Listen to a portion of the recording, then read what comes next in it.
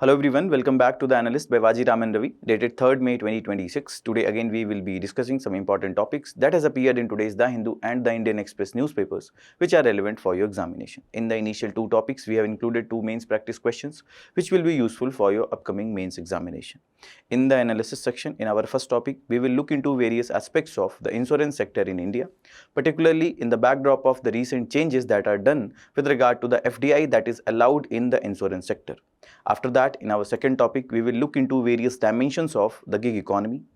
Thereafter, keeping in mind the upcoming prelims examination 2026, we will look into 5 important prelims pointers that will be highly useful for your upcoming prelims examination. So, stay tuned. So, let's start our discussion with the first topic, that is insurance sector in India. The context of this topic is that in a move that will allow the greater participation of foreign investors in the insurance sector, the government has recently notified the 100% foreign direct investment in insurance companies under the automatic route, where there will not be the explicit approvals that will be required.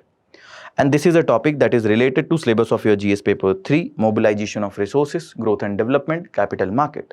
The government said that the total foreign investment in the insurance companies, including the portfolio investment, is allowed up to 100% of the paid up equity capital of the company under the automatic route. Paid up equity capital is whatever the capital that was raised in exchange of the shares which was offered by the company. And why this particular move was done? Mainly to ensure that the overall insurance coverage, insurance penetration and density increases, which is very abysmal in India. For example, if you see the insurance penetration that is defined as the premium as percentage of GDP, what is the premium that is being paid if you compare it with the overall GDP, the percentage that we are calculating. So this is indicating the development of the insurance sector. For the life insurance, it is 2.7%. But for the non-life like vehicle, etc., it is very low, that is around 1.0% itself.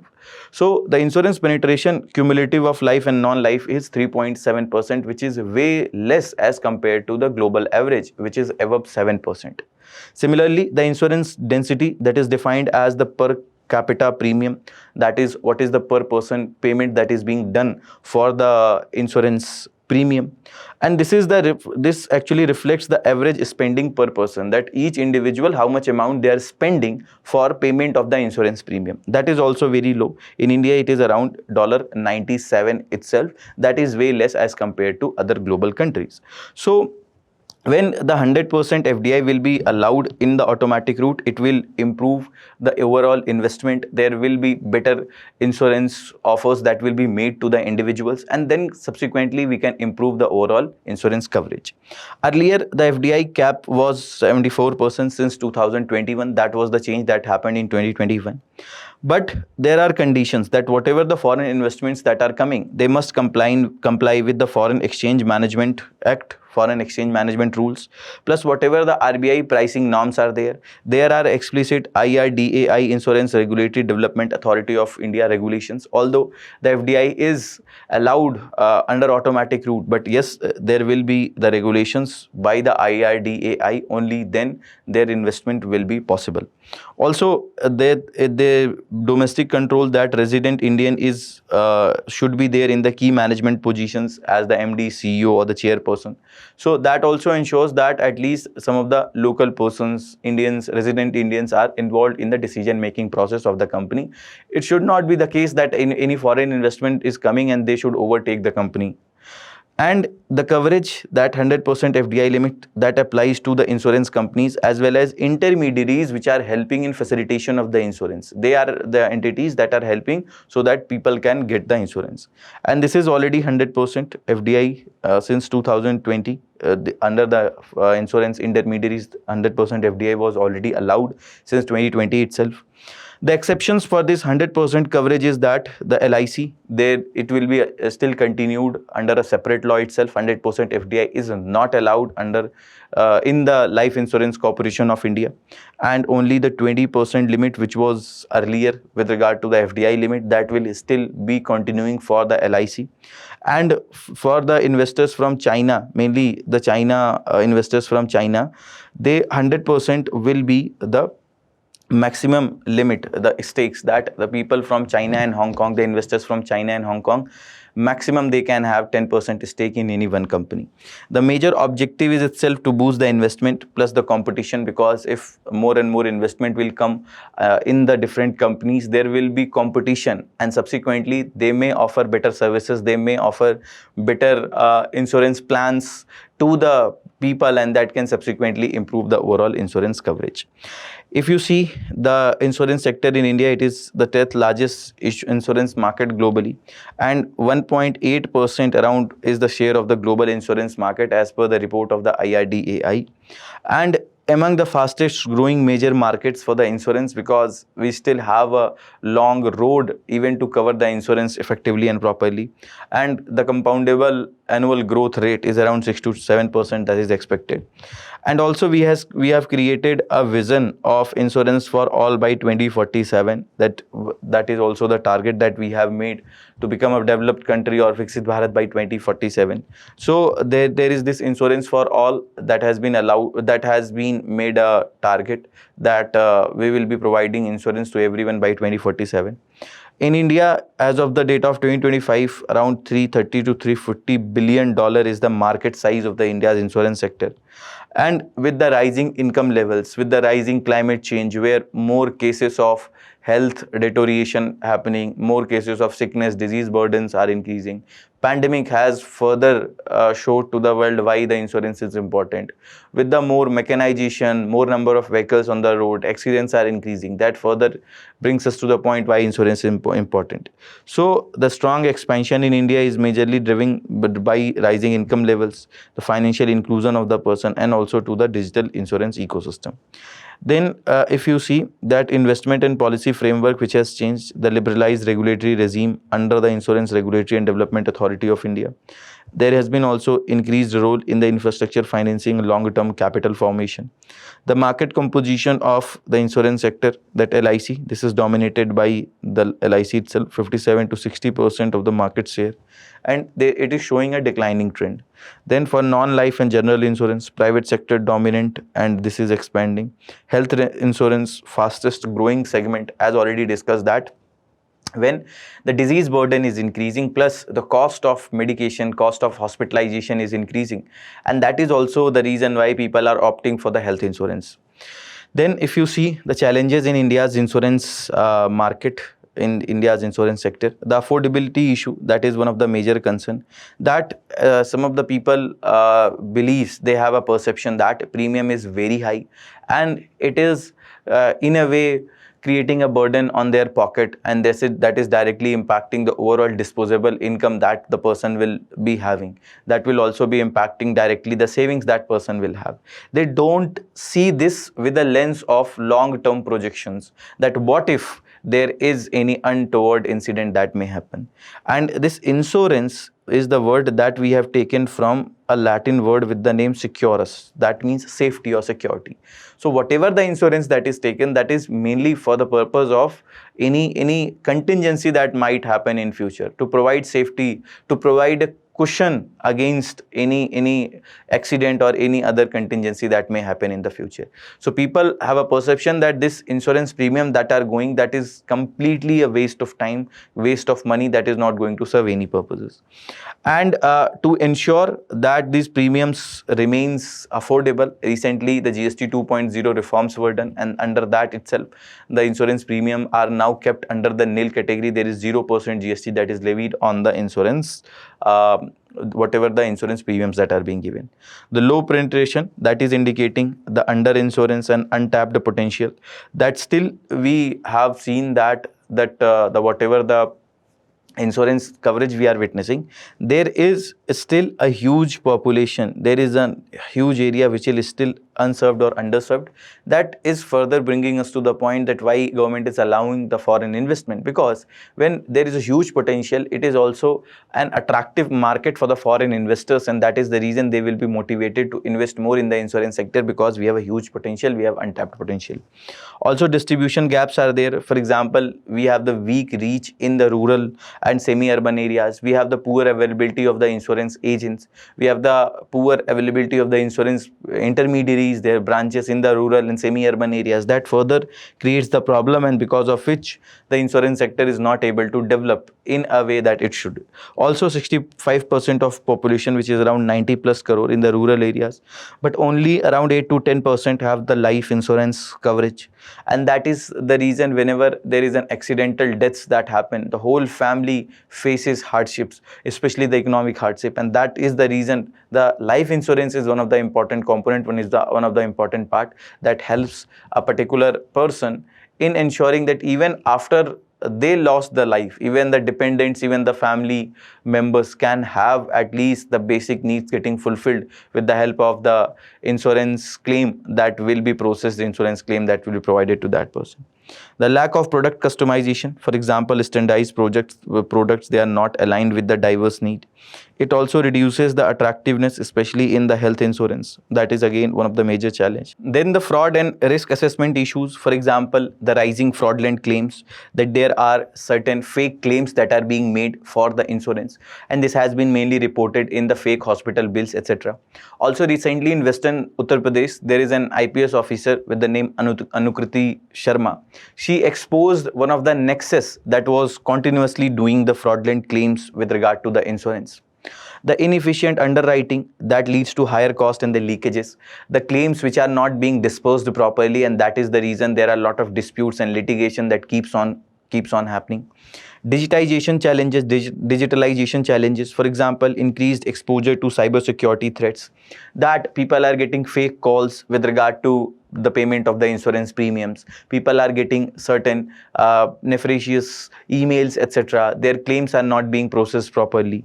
And also the risk of data breaches in the digital ecosystem whenever any kind of cyber attack that can happen. That is also one of the major challenge.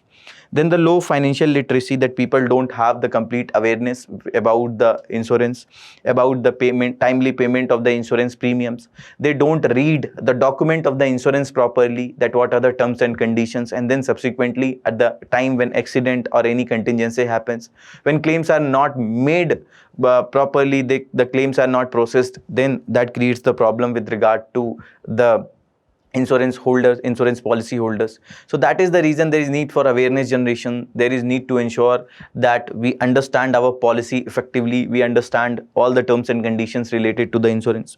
And 20% of the policy holders unaware about the basic policy terms itself. This was the data from the IRDAI. They know that they are paying a premium for the insurance, but in what conditions that insurance claim will be available, they don't have the complete idea about that.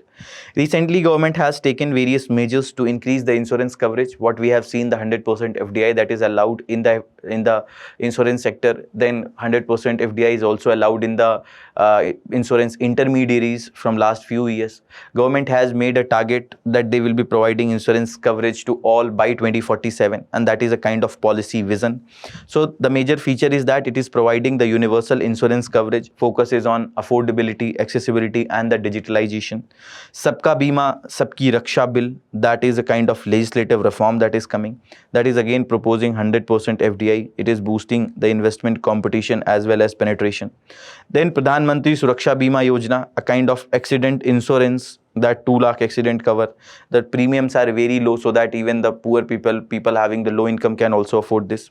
And it is directly bank linked, so even people will not have to go through the hassle of paying the payments every month. Rather, it will be directly deducted from the bank account. Pradhan Mantri Jeevan Jyoti Bima Yojana, that is a life insurance, again 2 lakh life cover, low cost, auto debit facility is there. Then Pradhan Mantri Fasal Bima Yojana, which is providing the crop insurance to the farmers in case of any attacks like pest attacks or other localized risk, disaster related risk that can happen. For example, risk like drought, incessant rainfall, pest attacks like what happened few years back, the locust attack. All those are covered. There is a different premium for Kharif, Rabi and horticulture crops. For example, 5% is the premium for the horticulture crops.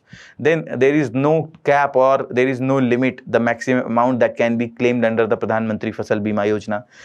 Also, the Aam Aadmi Bima Yojana, this is a life and disability cover for rural landless households. Insurance Regulatory and Development Authority, IRDAI, that was established in 1999. That also ensures that people's claim are being processed effectively, people are not facing the problems. And it was established with the recommendations of the Malhotra committee. And the headquarters of IRDAI is in Hyderabad, and this is an autonomous statutory regulator under the government of India. Why this is a statutory body? Because there is an act which is establishing this IRDAI, that is your Insurance Regulatory and Development Authority Act of 1999. The objectives of IRDAI is to protect the interest of the policy holders, whatever the policy holders are, what the policy they are holding, that to ensure that they are getting the claims properly, their claims are getting processed properly, etc. And all the litigations, all the complaints regarding the insurance intermediaries, insurance companies are being seen by the IRDAI. And also to promote the orderly growth of the insurance sector, that we can improve the insurance coverage, penetration and density, to ensure the financial soundness of the insurers, that they can have an idea what is the policy document, terms and conditions. And it is one of the apex regulator of life insurance, general insurance, as well as the health insurance, that is life and non-life insurance, all is being regulated by the IRDAI itself. Now we'll see what is the path ahead, what is the way forward for India's insurance sector. So first of all, we need to boost the penetration, that we need to expand the micro insurance and target the underserved groups. For example, with the availability of Jan Dhan, mobile and Aadhaar, okay, that is your jam trinity, Jan Dhan, Aadhaar and mobile. Now even with the help of mobile apps, it is possible for any particular person to get the insurance. So we need to expand this. We can also provide certain support, certain incentives to the companies to serve in the underserved areas. Then also we need to improve the affordability. For example, rationalization of GST, that was the need of the hour, that was done by the GST 2.0 reforms that were done in the September. Also promote the low cost, that we can come with some of the innovative models where the low cost premium can be provided. Also flexible products can come, these flexible products which can offer various benefits, not only limited to few benefits. Then strengthen the distribution. For example, we can use the digital channels like UPI, etc. for the claims regarding insurance sector. Then common service center or the CSC centers, they can also be utilized for the purpose of expansion and coverage of the insurance sector. Then banca assurance for the last mile reach, that this is also being done by the banks. For example, banks like SBI, etc., they are offering the insurance services. So we can promote that also, because bank has a better reach, they have the better availability of the bank branches even in the rural areas, semi-urban areas. So we can ensure that these people are providing insurance facilities also to serve the urban and the semi-urban as well as the rural areas, mainly rural and semi-urban areas mainly. The product customization, that we can develop need-based modular insurance solutions. That generally we have seen that there is limited number of products. The product is not catering to the unique or the specific needs of the insurer. So need-based insurance products can be developed, that according to the need of the person, that what is his age, what is his health condition, what is his family condition. According to that, we can come with some of the better and unique products, and that will motivate and encourage the people to get the insurance cover. Then also reduce the fraud and improve the underwriting. For example, we can deploy artificial intelligence or machine learning to flag any kind of fraudulent claims that are being made. Also to ensure the risk assessment that is being done while giving the premiums or while quoting the premiums to the insurer. There also the machine learning, artificial intelligence can be utilized with regard to the various other details that will be available for the insurer, and accordingly the risk assessment can be done, and then subsequently the insurance premium can be offered to the insurer. Then we need to enhance the cyber security. For example, we need to strengthen the data protection in the digital ecosystem. Regularly, we need to keep our software updated. We need to keep it safe from the virus or any kind of attacks that can happen. Increase the financial literacy. For example, awareness campaigns can be done for the improvement of the insurance coverage. Then we can also simplify the policy terms. That simplification of policy terms will make it easy for the insurers to get an understanding about the various insurance products, the detail related to the insurance products.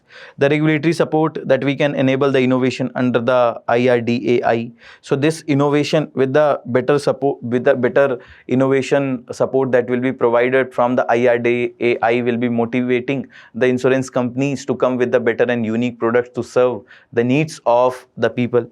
Also, we can leverage the technology. For example, we can scale the insurance technology, insure technology, so that the faster processing of the claims, fraudulent detection of fraudulent claims, so that a proper insurance premium debit etc. can happen in an effective manner, which can improve the overall efficiency of the policy. And we can also integrate the digital public infrastructure like UPI, Aadhaar etc. That will help us in making the process much more smoother, efficient, safe and secure. And this is a mains practice question that you people can write from this particular topic. Moving towards our next topic, that is the challenges of gig economy. The context of this topic is that as the peak summer sets in, the gig workers across the platforms in Delhi said they are caught in a cycle of falling sick or facing the reduced earnings whenever they are pausing their work during the intense heat wave days. Consistently, the cities in the northern India like the Delhi etc. are witnessing a temperature of more than 40 degrees Celsius, and that is the reason that in those days, in those hours, it is very difficult for a gig worker to work. And this particular topic is related to GS paper 3 industrial policy and issues related to development. So who will be categorized as a gig worker? Any person or individual who is employed transactionally on a time or task based manner, having their flexibility to choose their hours of work, they will be categorized as gig workers. They are outside the traditional relation between employer and employee. For example, whenever a person is getting the proper employment, so probably they will get a joining letter, they will get a contract from the employer itself, and then the employee will have to be there in the office during the office hours, whether it is 10 to 6 or 9 to 5. They will also be getting the regular intervals for the lunch etc. Then they will also have to comply with all the norms of the company. For example, they directly cannot go on leaves without taking the permission of the management or from the manager. Plus, as an employee of the company, the person is getting regular salaries. Those salaries are getting increased regularly. And then the person is also getting various social security benefits in the form of pensions, and other benefits like PF etc. But all this is not present in the case of the gig worker. This is completely based on the task based manner, that if a gig worker is there, if a delivery boy is there, he will deliver a particular product from the store, from the warehouse to the ultimate consumer. They will get 15, 20, 25 rupees based on the location or based on the distance, right? There is no fixed hours where this particular gig worker or the delivery executive has to work. It is completely the will of the person, that for how many hours he or she is likely to work, or he or she wants to work. So here it is completely dependent on the will, on the choice of the employee. But that is not the case with the traditional employer-employee relation. Even if the person is not willing to go to the office, he is not having a good mood, but still he will have to go. Otherwise his salary might be deducted, or his leaves might be exhausted. And here in this particular gig working condition, the benefits are this, that okay, it is the will of the person, choice of the person, but there is volatility, there is uncertainty with regard to the income that person will be generating. If on any day he will stop the work, he will not be paid for that particular day. If there will be some sickness etc. that person will get, there are limited avenues for the social security, health insurance coverage etc. that is generally available with the traditional employee and employer relation. In the current context, that in year 2025 we had around 10 million gig workers across various platforms like Zomato, Blinkit, Swiggy, Urban Company, Rapido, Uber etc. And this was up from 7.7 million, which was the number of gig workers in 2020-21, and there is a 30% increase within 4-5 years itself. and this particular number is expected to reach to around 23.5 million by the year 2029 to 30. So almost this number is going to get doubled, more than being doubled in the next 5 years itself. So that is the reason there are various challenges that keeps on getting reported in the newspapers by the members of the gig economy, and government is also taking various initiatives to address those issues. So if you talk about the regulation and the policy status, what is the current context, what is the current condition? So the code on the social security of 2020, it is formally recognizing the gig and the platform workers, and that is enabling the social security schemes for health, accident cover, etc. And that is the reason some of the these platforms started giving the health insurance, accident cover, etc. For example, Zomato is giving the accident cover and health insurance to the people in the people on their platform. But there is no enforceable standards on the wages, hours, grievance redressal and algorithms. That, for example, there is no algorithm, and that algorithm is completely independent of the will of the person. You will see that wherever the Blinkit warehouses are there are people who are just waiting from morning till evening, and they are hardly getting few orders itself. So how the algorithm is working, how the orders are being allotted to the people, there is no clear-cut transparency with regard to that. Plus, there are shadow bans that actually happens on the ID of the person. That person will not be able to work for few hours or for few days, or he might be permanently banned from the platform if he has done some mistake, or there was some negative report about the person, or there was something that was reported related to that person. In that case, the person do not have the ample amount of avenues for the grievance redressal that he can also say he can also get represented. The state level initiatives, for example, Rajasthan and Karnataka, they enacted the welfare laws for the gig economy, but their implementation is still uneven. Then there were draft rules that came in January 2026 that minimum of 90 days engagement with one aggregator for the benefits that should be provided. That at least if the person is completing 90 days with one aggregator like Swiggy, Zomato, etc., so they will be getting various benefits. For example, if they are working 120 days across the multiple aggregators, then they will be getting various benefits. Then Union Budget 2025 said that there should be mandatorily the identity cards that should be provided to these platform workers. Healthcare benefits should also be expanded to the gig workers without fail. And the minimum, normally you see the traditional employer-employee relationship, the employees are covered under Minimum Wages Act, Occupational Safety Code, Trade Union Act, Industrial Relations Code, etc. But explicitly the gig workers are being covered. They are being talked in the Code on Social Security itself. So that means that it is not providing any kind of institutional security and the grievance redressal mechanism. Then if you talk about the contribution of the gig economy in India's development, it has helped in the employment generation, that it is absorbing the surplus labor that is from agriculture and the informal sector. For example, around 90% of your jobs are being created in the informal sector itself. Slowly and gradually that number is improving. This agriculture is contributing 16.1% to the GDP, but 46.1% is the employment generation in the agriculture. That shows that there is a huge disguised unemployment in the agriculture sector. Plus, in the agriculture, another issue is there is seasonal employment, or there is seasonal unemployment. For few months in a particular year, the person will not have any work. So during those lean periods, the person can be utilized in the gig economy. This is critical for youth, migrants and semi-skilled workers. The youth who want to earn while learning or while going with their colleges, etc., they can also work part-time. Or the people who are already doing their jobs but they are getting some extra time, they can work during those hours. And these youth, migrants and semi-skilled workers can get some of the ample opportunities in the gig economy. And this is also acting as a shock absorber during the crisis, especially after the COVID-19, which led to job losses to the people. That at least people got some bare minimum jobs, they are earning bare minimum, with the help of which they will be able to fulfill their basic essential needs.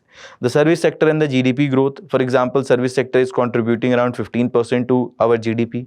The rapid expansion of the delivery, mobility services, logistics, e-commerce, etc. Plus with the rising income of the people, where they will be able to afford these Ola, Ubers, or instead of using the public transport system, when people have the availability, we can also witness the expansion of the economy. Then the digital economy and the digital public infrastructure, that it will boost the digital payments, the GPS logistics, AI based allocation. All this is also helping in further improving the overall condition of the gig economy. Then with the strengthening of the UPI, Aadhaar and mobile ecosystem, that further it has become much easier to onboard the platform workers by only entering their basic details, can help the verification of the person. Plus with the better internet connection, with the better internet penetration, now it has been possible for these workers to get their orders, to process the claims related to the orders, to also ensure that they are delivering the order in a time and effective manner. The maps, etc., using that, it also that has also become easier. And if you see that urban gig workers, they are earning around 20,000 to 26,000, and the regular salaried employee overall are earning around 20,000. So this number shows that some of them are earning better as compared to the regular salaries employee. And share in percentage of gig workers in the total workforce in 2024, in India it is less than 3, whereas in China it is around 20 to 25. But the nature of work is different. For example, in India mainly it is delivery executives, etc., whereas in countries like China, the professional services, the video editing, etc., are being provided. If you talk about the number of gig workers in million, it is 11.2 million in financial year 24, and 20.8 million is there in financial year 29. 13% average annual growth rate in the number of gig workers in India from financial year 24 to financial year 29. Also, the projected gross volume of the gig economy is projected to increase from $204 billion to around $455.2 billion by the year 2023. Okay. And also MSMEs and the digital economy is also projected to increase. Okay. This is an older data of the 2023. This data is further updated. Digital economy is projected to form around 20% of GDP by 2029 and 30. Even the basic things, for example, the grocery items, etc., people are ordering from the online stores itself. So with the expansion of the digital economy, then we can further see that there will be more contribution from the gig economy. MSME and the micro entrepreneurships, low entry barriers, minimum capital requirements, that whatever the MSME establishments are there, with the expansion of the gig economy, they are further getting boost. For example, the orders which needs to be picked up from the MSME store, ultimately that is going to be shipped, and that is going to be given to the beneficiary that is going to be delivered to the consumer. All that is happening with the help of the gig workers itself. So this gig economy is supporting the MSMEs via the last mile delivery as well as the digital reach. Then the female labor force participation, that flexible, home-based or time-adjusted work, that woman is contributing around 28% of the gig workforce. So that is about the female labor force participation. Platforms like Urban Company, they'll enable around 40 to 50% higher earnings than the traditional roles. So that is the reason with the Urban Company, where the salon services, etc., are available at the houses, where there are other add-ons that is available. So that is helping people to earn more as compared to what people are earning just by delivering the products. The regional decentralization, for example, expansion into the tier 2 and tier 3 cities, the quick commerce, for example, Blinkit is now available in most of the tier 2, tier 3 cities.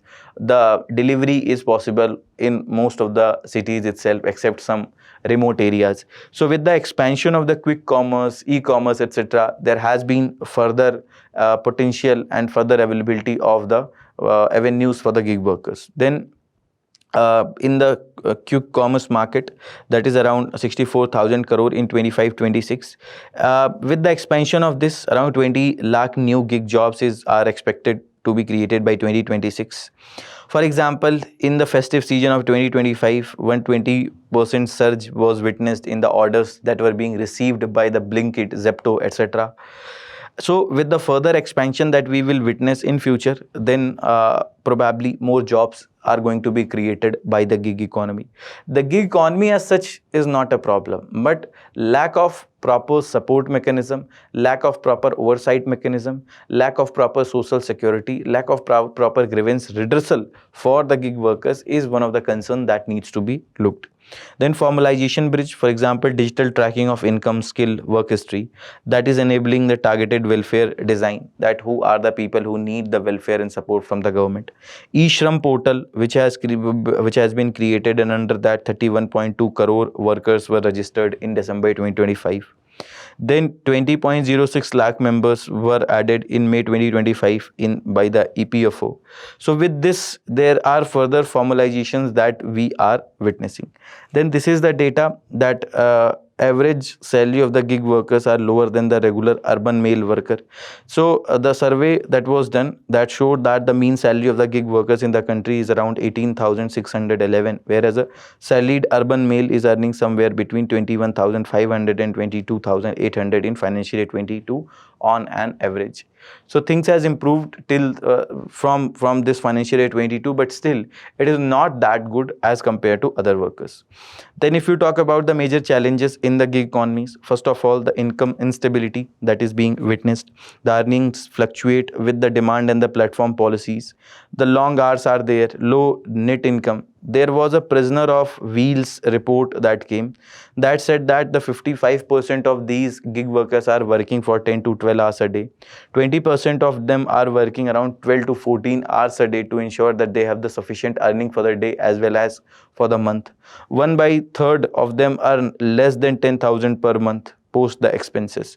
So the other statistics related to these gig workers, that 97.6 of gig workers earn less than 5 lakh rupees a year. Then only 2.6% are earning around 5 to 7.5 lakh. Okay.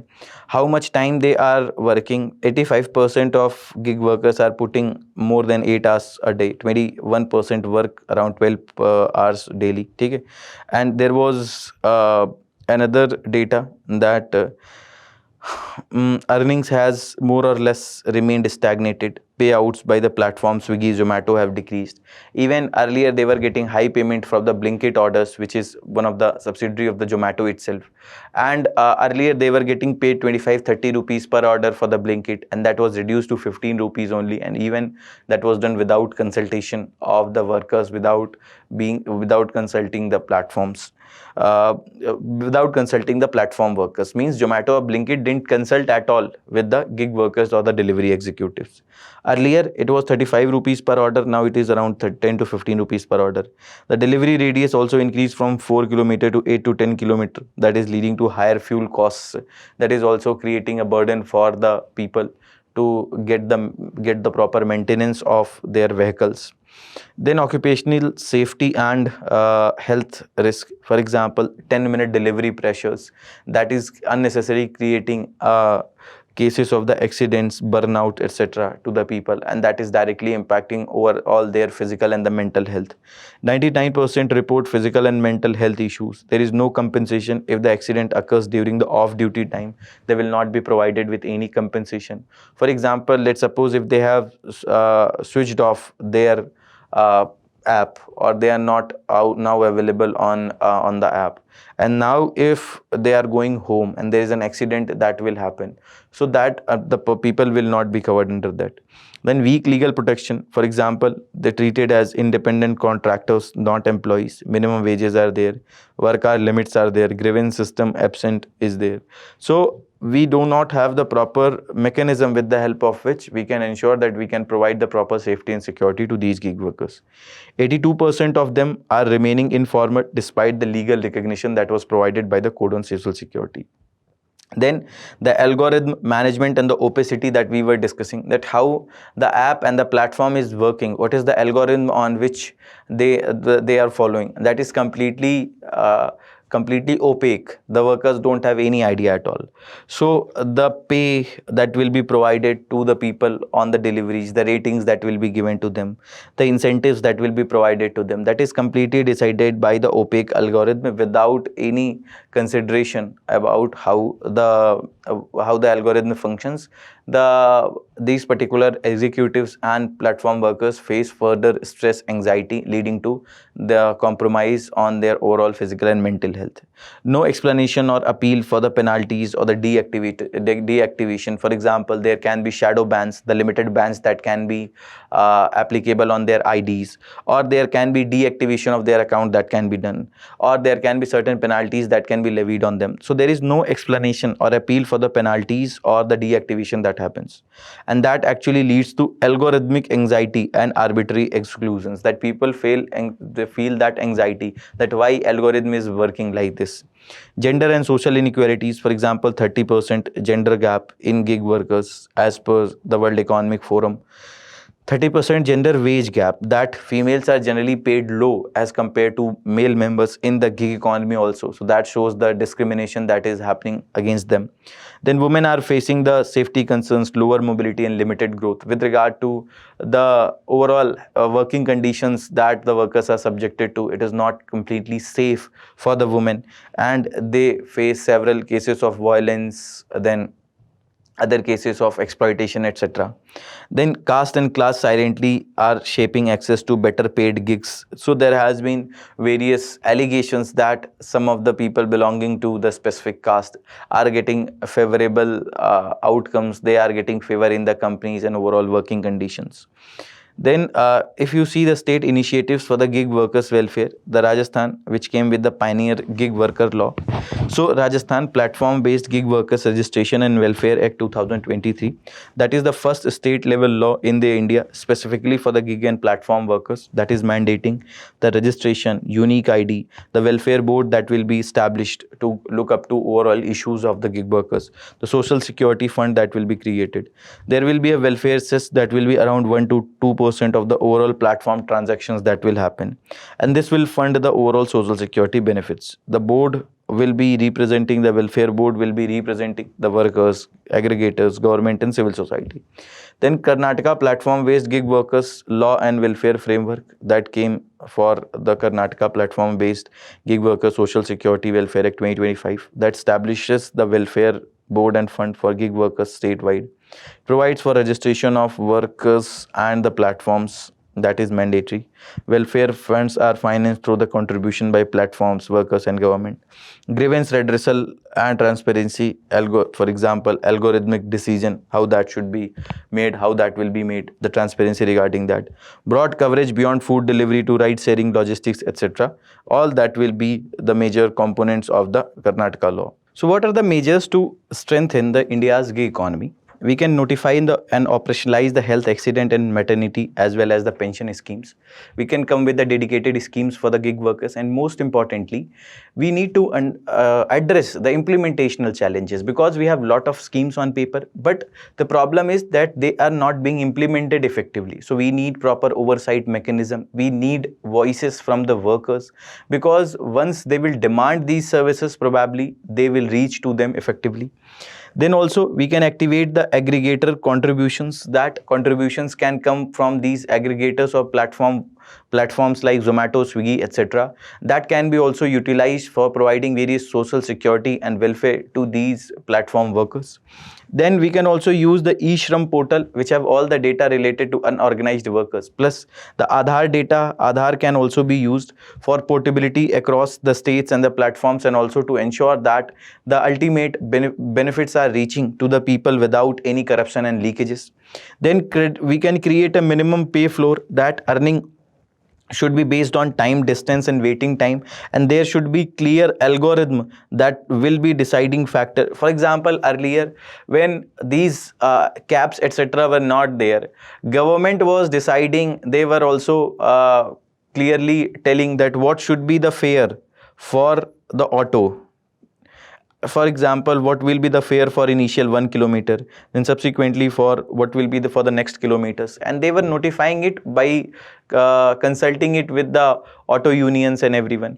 So similar thing can happen now also, that there can be a clear mechanism that what will be the payment that will be made to them for the each kilometer that they are traveling, and also index whatever the amount that they are getting paid, that should also be linked to the overall inflation in the economy. That should also be linked to overall fuel cost, because the overall inflation is increasing, fuel cost is increasing, and if their pay is more or less same, then in a way they are at a huge loss. Then for example, the New York City app workers pay floor has been mandated. So if there will be a minimum floor wage, and if they will not be getting paid below that, then that will ensure that at least they are having a bare minimum standard of living with which they can fulfill all their basic needs properly.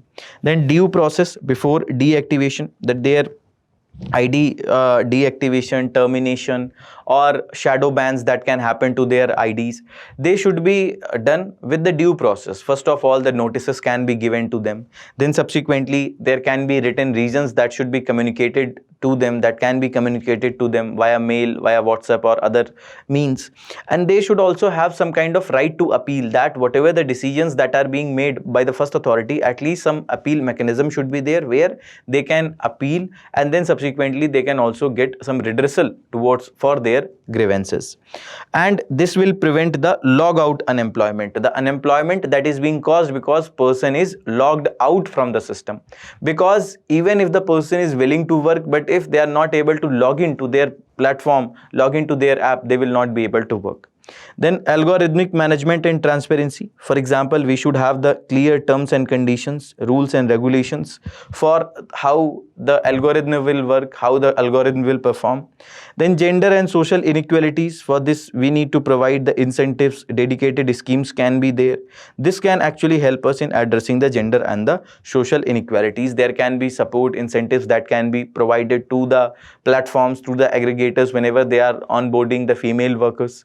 Plus, there should be proper oversight mechanism to also check whether there are a deliberate discriminations that are being done towards the female workers with regard to whatever the work that they are doing on these platforms. And with this all, we will probably able to get the better potential, as well as a comfortable, safe and secure environment for gig workers can also be provided. This is a mains practice question that you people can write from this particular topic. Moving towards our prelims pointers section that we have introduced considering your upcoming prelims examination. The first topic is National Clean Air Program and Clean Air Funds. This is related to GS paper 3, Conservation, Environment, Pollution and Degradation, and this has appeared in today's The Hindu, page number 1. So the context of this topic is that one of the regional benches of the NGT has headquarter or principal bench in New Delhi. They also have the regional benches. So the southern bench of NGT directs the southern states as well as the UT of Puducherry on the National Clean Air Program, that it has given the warning on the fines with regard to the environmental compensation for the poor utilization of the clean air funds, that if they will not be utilizing the clean air funds properly, then there can be certain fines that can be imposed on them. Along with that, persistent particulate pollution, the PM 2.5, PM 10 still is available in the environment, that is making the overall air very dangerous for the human health. It is also causing various respiratory problems. The major issues are that the high pollution, that is the PM 2 and PM 10, that is above the WHO limit. It is more than 4x, 6x, 4 to 6x as compared to whatever the limit that is given by the WHO. And the clean air funds which are mandated, there is low utilization that is being reported. For example, Karnataka, 597 crore, 13% is used in Bangalore. Then skewed spending is there. For example, for road dust, 86% is being used, 6.6% for vehicles, 4.1% for biomass. And what exactly is the Clean Air Funds, which is provided under the National Clean Air Program?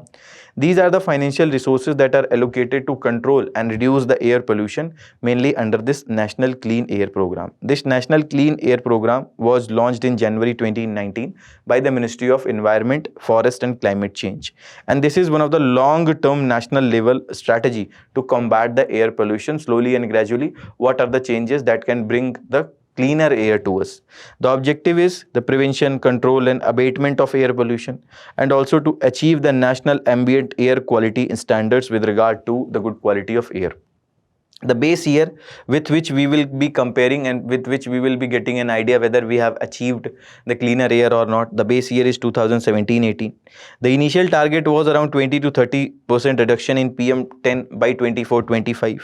The revised target is up to 40% reduction in PM10 by 25-26, or achieve the prescribed standards. Then around 131 non-attainment cities are covered, and 24 state and union territories were covered. The major components under this National Clean Air Program was that there were city action plans that were created according to the local needs of that city. There were sector-wise measures for the transport, industry, for dust, waste burning, etc., so that we can have a dedicated focus on each sector which were contributing in the overall air pollution, overall degradation of the air.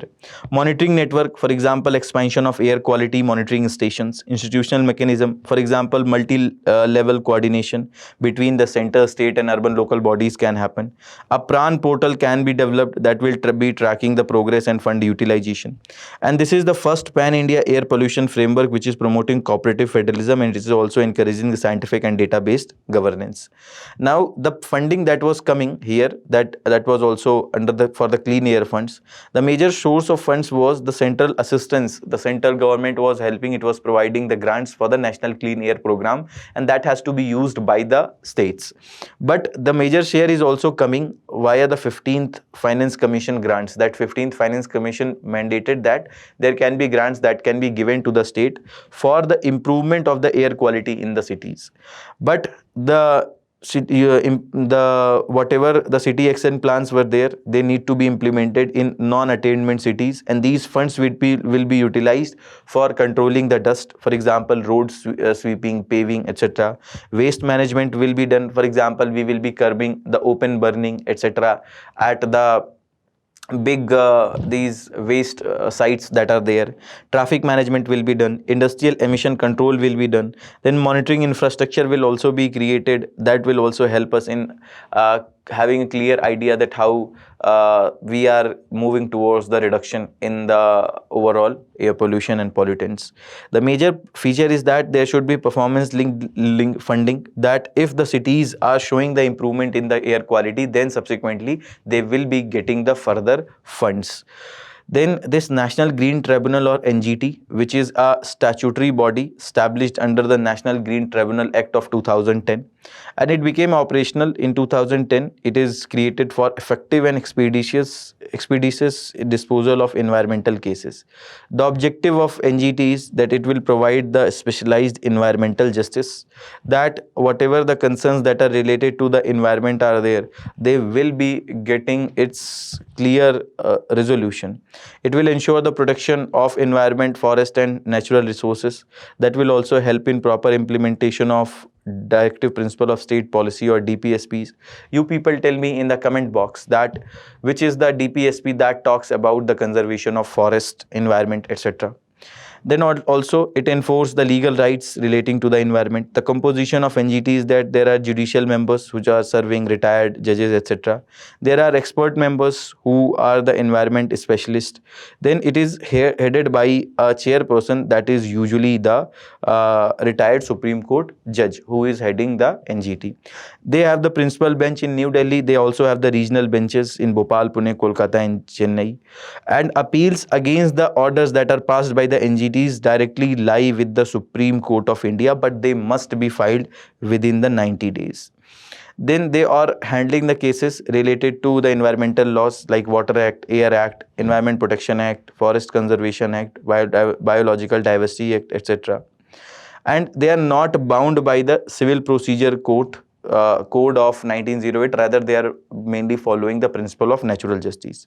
They can provide relief and compensation. They can order restitution of environment. They can also impose the penalties, and as well as they can go for providing the environmental compensation, and it is mandated to dispose the cases within the 6 month itself.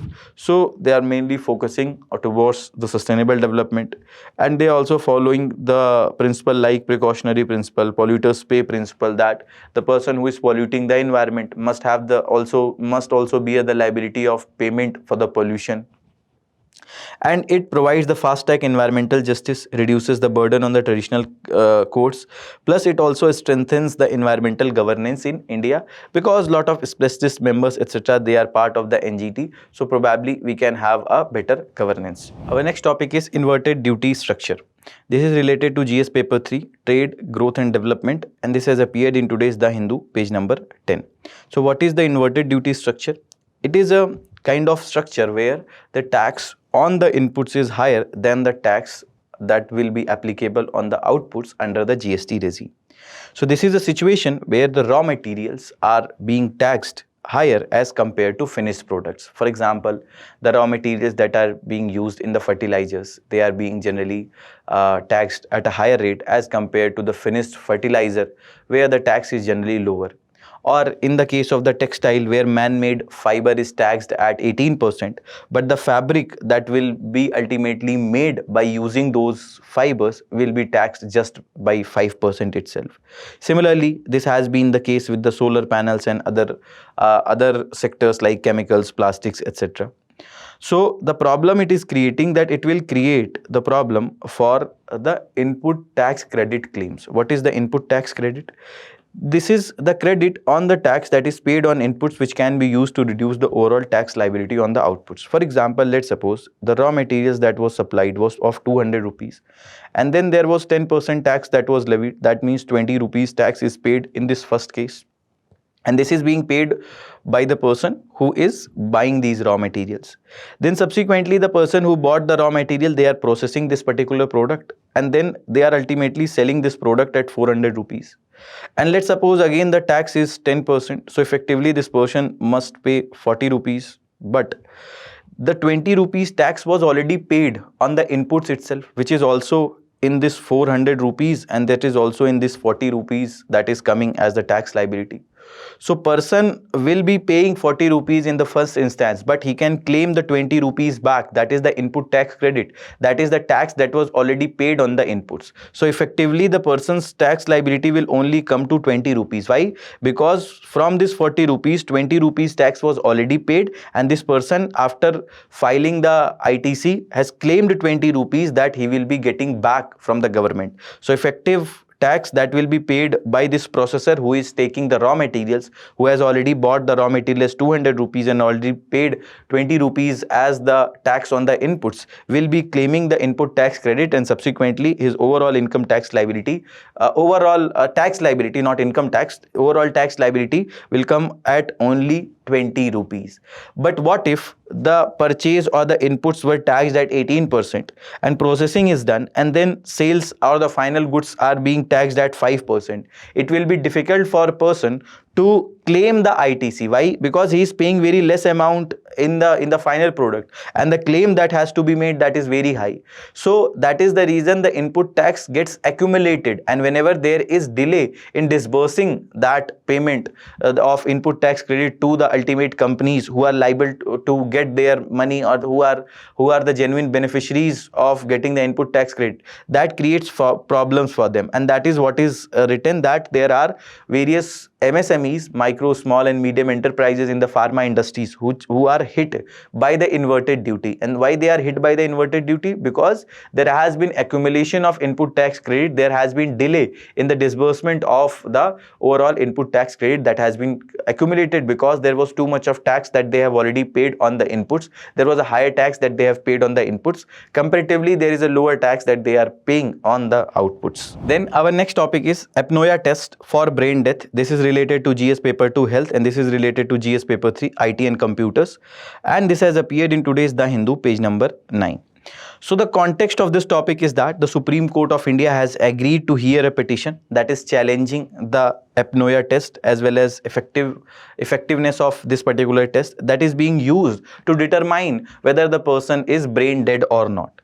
And this petition is filed by one of the doctor itself. The argument by the petitioner is that the test itself may induce brain death. Why? Because this particular test involves stopping or reducing the cerebral blood flow, and with the reduction or stopping of the blood flow, it can lead to the condition of the brain death. So the petitioner are saying that it should not be the sole or the primary basis for determining the brain death. And the court observed that they have directed the aims to form an expert team and also to submit the recommendation in a sealed cover within 2 months. Court also noted that they need to examine the medical standards and the safeguard that must be followed for the test, concerns over the possible malpractices in the organ transplantation, etc. that can happen.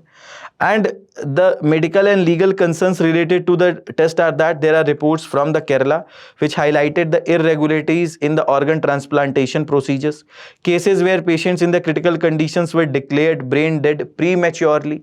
So that is the reason there are concerns that whether there is some black marketing or etc. that is being done for the organs, and that is the reason it raises issue for transparency and accountability in the brain death certification.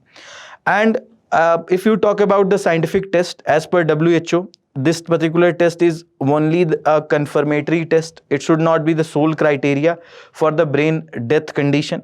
Other tests are the electroencephalography, cerebral angiography, radionuclide imaging. There are various activities that are recorded for the brain. Neurons are being studied. So with that we get an idea. This particular test is the confirmatory test. This just gives an confirmation.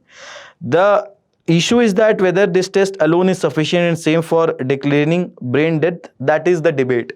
That is, there is the reason there is need for standardized multi-test protocol. So what is happening? In the normal condition, whenever CO2 increases in the blood, the brain forces us to breathe, that we start breathing so that we can get the oxygen and subsequently the supply of oxygen can be maintained. But in the case of brain death, brain stops working, so there is no signal to breathe. And so even if the CO2 rises in the brain, in the body, in the blood, there is no breathing happen. So CO2 is rising in the blood, still there is no breathing that is happening in the body. Why? Because the brain of the person is dead. It is not giving the signal to breathe. It is not giving the signal to the respiratory system and the body to start breathing to get the oxygen. And first the oxygen is given to the patient, and then they remove ventilator for a short time, and that leads to the CO2 increase in the body. Why? Because now oxygen is not going. And then they watch carefully to the patient, that is the patient trying to breathe or not. If they are trying to breathe, that means that brain is not dead, brain is functioning. But if that is not the case, that means the person is brain dead. So the result actually means if there is no breathing, that means high CO2 concentration is there in the blood, and that shows the brain death is confirmed. If there is any breathing activities that is reporting, that means brain is still working. And there are other body condition, important conditions before the test that should be met. For example, body temperature should be normal, blood pressure should be stable, there should not be any effect of sleeping or anesthesia drugs. And why this particular test actually matters? Because it is one of the important tests for declaring brain death, and it is important in the cases of life support decisions, organ donations. It also helps doctor families, and with regard to the other legal processes that are involved, this particular test plays a crucial role. Then our next topic is Cell Broadcast Alert System. This is related to your GS paper 2, Government Policies and Interventions, and this has appeared in today's The Hindu, page number 7. So the National Disaster Management Authority, they have launched this Cell Broadcast Alert System. The objective of that was to develop a dedicated real-time disaster alert mechanism to enhance the preparedness and also to save lives. So this particular test, nationwide test, was for the Cell Broadcast Alert System, and this was from the National Disaster Management Authority. And this was mainly done in Delhi NCR region, plus in the capital of all the states and the UTs. The border areas and pole-bound states, they were excluded. the institutional setup that the entities involved in this was the National Disaster Management Authority and the Department of Telecommunication. They used various systems. For example, SHACHE is one of the platform that was used, which is developed by the CDOT, Center for Development of Telematics, and it is based on the Common Alerting Protocol, and it is also recommended by the ITU, that is International Telecommunication Union. So the alert, the nature of the alert was, it was received as an emergency alert with the vibration, with the sounds, etc. And there was a loud alarm that was given to the people. The purpose was only to test whether this kind of system can function in case of any contingency, in case of any disaster or not. There was no real emergency. And all this particular technology, there was features. For example, it was sending alerts to all mobile in the specific geographical area, and this is kind of one-to-many communication. For example, whenever you are sending the SMS or you are giving a call, that is one-to-one communication, where as this cell broadcast technology, that at the same time itself everyone is receiving the same message, that is your one-to-many communication. And that does not depend on the user database. That earlier, whenever message is given, there is a database that is maintained, that who are the people who will be receiving, who are the intended receivers. But in this particular case, everyone who is connected with the cell tower is getting the messages. And this is mainly used in the case of tsunami warnings, earthquake warnings, or any kind of man-made hazards like gas leaks, etc. that can happen. So to give a proper warning to the people, this particular broadcast system can be used. So how it is being done? So alerts are sent by the authorized agencies, and then telecom operators broadcast the alert to the people, and all phones in the targeted areas receive the alert in the form of alarms as well as vibrations. This kind of extremely severe alert that came flashing on the screen of the phone itself. Now, what is the difference between cell broadcast and SMS or call system? The cell broadcast is a kind of one-to-many system which is instant. A network load is minimal. It is mainly location based. For example, here in this particular case also, Delhi NCR plus the capitals were targeted. There is no requirement of database. There is no requirement to enter the details of the person who will be receiving the message. And this is more reliable in the case of disasters, etc. SMS or calls, they are one-to-one, from one person to another person. So generally it is delayed. High network load can jam, and there can be delay in receiving the SMS calls, etc. And also the targeting is number based. The numbers are first entered and then targeting is done, whereas there is no need for any kind of database in the SMS or call based system.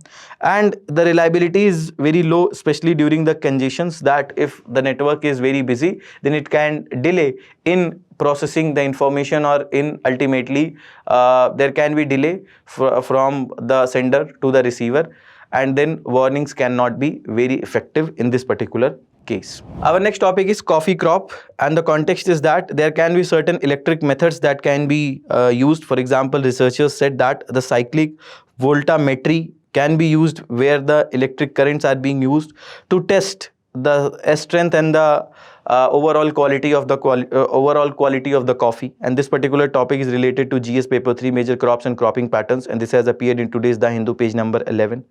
So coffee requires well-drained loamy soil which is rich in humus and minerals and having the iron and calcium. The water logging is not suitable for the coffee. Temperature requirement for the growth of the coffee is 15 to 28 degrees Celsius. 150 to 200 centimeter rainfall is required. It requires hot and humid tropical climate. It requires shade. Protection from direct sunlight is needed. Generally, it is grown at an altitude of around 900 to 1800 meter. Major states where it is being grown: Karnataka, that is the largest producer of the coffee. Subsequently, other southern states like Kerala, Tamil Nadu, Andhra Pradesh.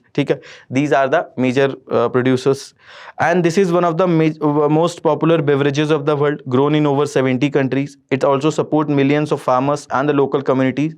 It's a global commodity with high economic importance, and they are from the hill slopes to your cup. That is a complete journey of passion. And also there are different varieties of coffee: Arabica, which is the superior quality but the flavor is mild; Robusta, which is the strong flavor plus the disease resistance; the Liberica is another variety of the coffee, but generally there is limited cultivation.